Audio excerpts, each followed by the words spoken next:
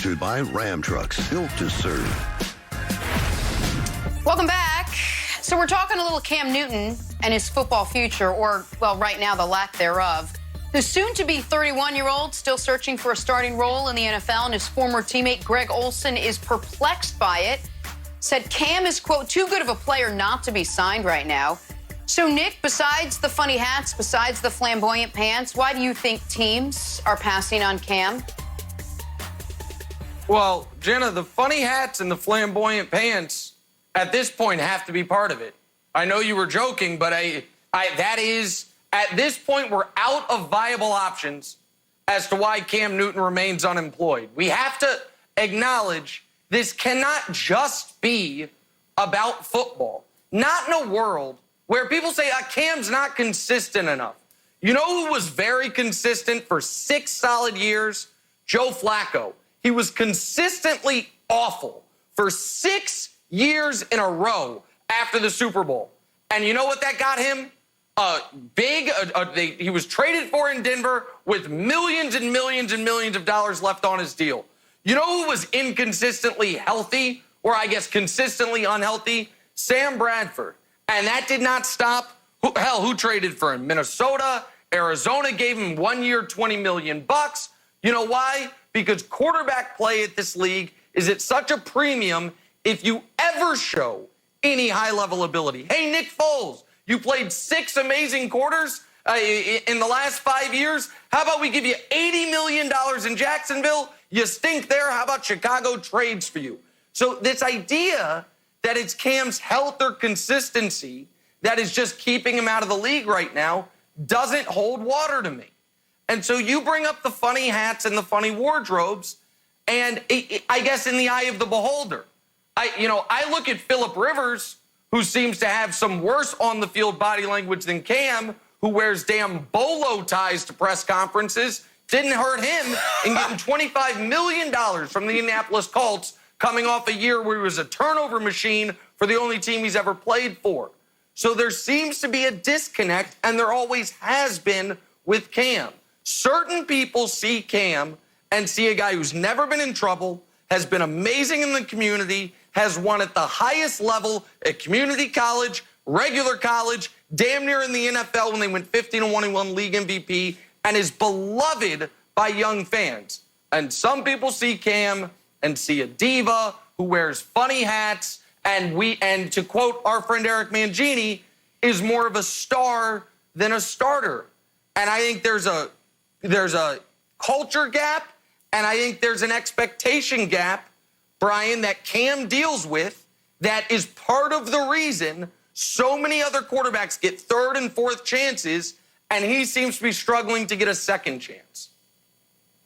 You know, Nick, I absolutely agree with you there. I think there is a culture gap, and I think there is a gap between the perception of the people that are making the decisions of Cam's likelihood to play again in the NFL and what Cam is doing. To me, I only judge the player on the field, so I'm only going to address that because I think the outside the field things are maybe the part of the reasons why he's not playing, but it should not be. And so I'm going to look at on the field type of stuff. I'm going to look at Cam as a passer. I think he can be much more accurate. I think he has a rocket for an arm, but he has to play better in the pocket. Here's the biggest thing that I think when you talk about why Cam isn't employed right now. The biggest asset that Cam had as a player was his ability to make plays with his legs and his ability to make defenses come up so he can throw over the top of them. And when you look at Cam's legs, you have to be worried about all the injuries, the shoulder, the ankle. You have to be concerned that he has 214 more carries since he came into the league than any other quarterback. That includes Russell Wilson. So when you think about that, that's just a lot of carries. That's a lot of touches for a quarterback that has been broken down these last couple of years. And I think teams, if you can get past the cultural differences, if you can get past the outfits, I think they may be a little bit concerned with that, and having him in the back of the row to them probably isn't worth it. But I think that's a total mistake, and that's misguided judgment as far as teams and evaluators. So, Nick, I'm going to throw the ball to you here. I've been watching all of Cam's Instagrams. He just released a new video on YouTube of him working out, and he looks great. We said Tua looked great off of a home video, and Cam looks even better. But I want to spin it forward into the season to see what could happen. Dan Patrick and Mike Florio had a conversation yesterday that I thought was fascinating. Dan asked Florio, what's the best case scenario for Cam? And Florio said a quarterback being injured and Cam comes in. And I said, oh, that's interesting. So he mentioned 3 specific quarterbacks who got injured. One was Cam himself. Big Ben went down in week 2 and Drew Brees went down in week 2. Now, if the scenario plays out like Big Ben, that Cam can come in and be the franchise quarterback for a little while, I think that makes sense. But what happens with like a Drew Brees situation? If a quarterback goes down but is going to come back in week 8 and Cam comes in and is playing great, and now you look up and you've got a franchise QB and you got Cam Newton on your team. I don't know if that works. I don't know how that would play out. What's your take on that? Yeah, I don't think Cam's going to be brought in by a team unless they are in desperate straits if they're talking about bringing him in during the flow of the season. I do think Cam Jenna is playing a bit of a dangerous game here because I think he's banking on either a guy like Gardner Minshew just looking horrific in the preseason or there being a quarterback injury. But we don't know what the preseason's going to be. We don't know what training camp's going to be. Teams might come into this season healthier than ever because there might not be a real offseason. And so I understand why Cam's doing it. You'd rather it be available to all 32 teams than just the one team you sign with. I get that.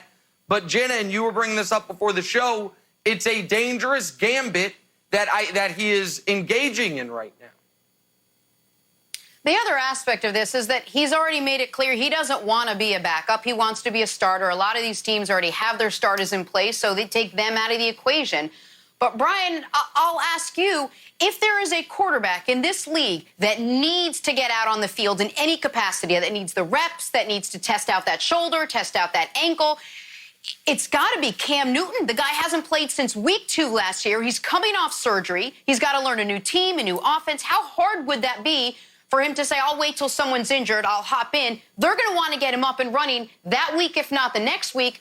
It seems to me, and you're an athlete, you're a player, former player who knows this, that would be near impossible to ask a guy like Cam Newton to come right away, do that, and be successful. I absolutely agree. And I think that's going to be his biggest problem because teams are still questioning how healthy is Cam. Can he be healthy when he gets here? Let's say he has to play in week 6. Can he be healthy? Can he learn the offense quick enough? And I think they still have questions as far as his arm and not the strength. We know he has a strong arm. Can he be accurate enough to help us win football games? And to me, if I'm Cam Newton, and listen, and we have different perspective. He was a #1 overall pick. He was a great college player, all these different things. So I look at it a little bit different than Cam. But if I was Cam, I would get into camp and go win me a job. If I had an opportunity to compete for the #1 position, let's say with the Chargers and Tyrod Taylor, if I had an opportunity to compete for the #1 position, that's what I would want. I would want to get into camp, prove that I'm healthy, and then learn the offense, and then go out there and show the coaches that I can win. It's going to be much harder for him to come in week 6 or 7, try to learn the offense, prove that he's healthy, and then go out there and play in less than 7 days. It's really, really hard to do that in the NFL. Don't you agree, Nick? Don't you see that being even harder for Cam Newton in the position he's in right now? Sure, but we're saying he should take an option that hasn't been presented to him. Where is the team that has said come in and compete for the starting quarterback job? Brian, well, he made it known he doesn't want to be a backup. Jameis did. Right. So, of course, Jameis is not competing for a starting quarterback job. He's the backup quarterback. Andy Dalton is not competing for a starting quarterback job. He's the backup quarterback. Brian is saying go to a team where you can compete. He can't just show up and say, fellas, I'm here. Like, somebody's got to want to bring him in. And maybe the Chargers maybe that would make sense, but they drafted Justin Herbert. So that's Herbert and Tyrod Taylor. The Patriots inexplicably haven't shown interest. And I know it's easier for people to say it's because he's injury prone or because he's inconsistent that he doesn't have a job. But then explain to me how Sam Bradford kept getting jobs. Explain to me how Case Keenum got $36 million after 8 good games being an undrafted player. Explain to me how Nick Foles has had 2 separate teams in the last 13 months be like, you know what? Let's sign up for the Nick Foles experience. How Joe Flacco gets traded for by John Elway. All those guys, their level of inconsistency, exponentially greater than Cam, and their apex of play in this league, exponentially lower than Cam. There has to be something else here. Brian, go. I know we got to be quick, but go ahead, Brian. Yeah, but I just think that traditional quarterbacks, like all those guys that you just named, they're more traditional quarterbacks, and they're easier to come in the secondary role because teams already know exactly what they're going to get out of those guys. There's a little bit of question around Cam. Do we have to change our offense to what he does well? Do we have to do more rollouts? Do we need to do more quarterback options, get the ball in his hands? Do I have to change everything that we do offensively to fit Cam into our offense? I think that's some of the concern that some of the coaches may have. I also think if he would open up and say, I just want to play, and I'm willing to play anywhere in any role, you wonder how many more teams, if any, would open up with availability for him. All right, let's take a break. Why would he do Coming that? up, is perennial MVP candidate James Harden, because right now he's unemployed.